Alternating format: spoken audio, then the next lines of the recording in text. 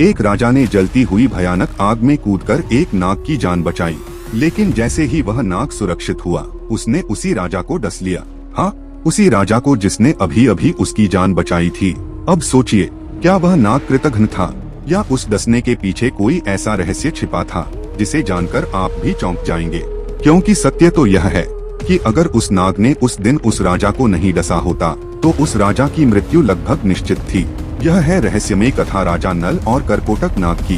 प्राचीन समय में निषद देश के राजा थे राजा नल। वे धर्मात्मा और न्यायप्रिय थे और उनकी पत्नी थी दमयंती।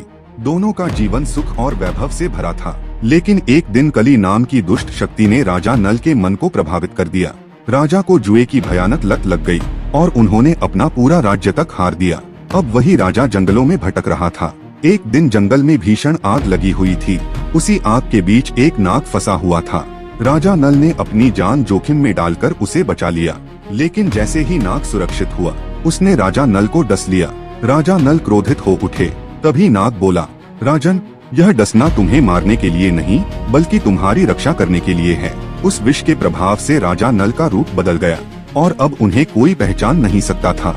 नाग ने बताया कि इससे कली का प्रभाव भी कमजोर हो जाएगा और शत्रु भी उन्हें पहचान नहीं पाएंगे। फिर उसने उन्हें एक दिव्य वस्त्र प्रदान किया।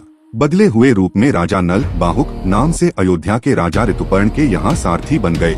समय बीतने के बाद उन्होंने वह दिव्य वस्त्र धारण किया और उनका वास्तविक रूप वापस आ गया। इसके बाद राजा नल ने अपना खोया हुआ राज्य दोबारा जीत लिया और दमयंती के साथ सुखपूर्वक रहने लगे। और तब सबको समझ आया, जिस डसने को लोग विश्वासघात समझ रहे थे, वही वास्तव में उनकी सबसे बड़ी रक्षा थी। हर हर महादेव।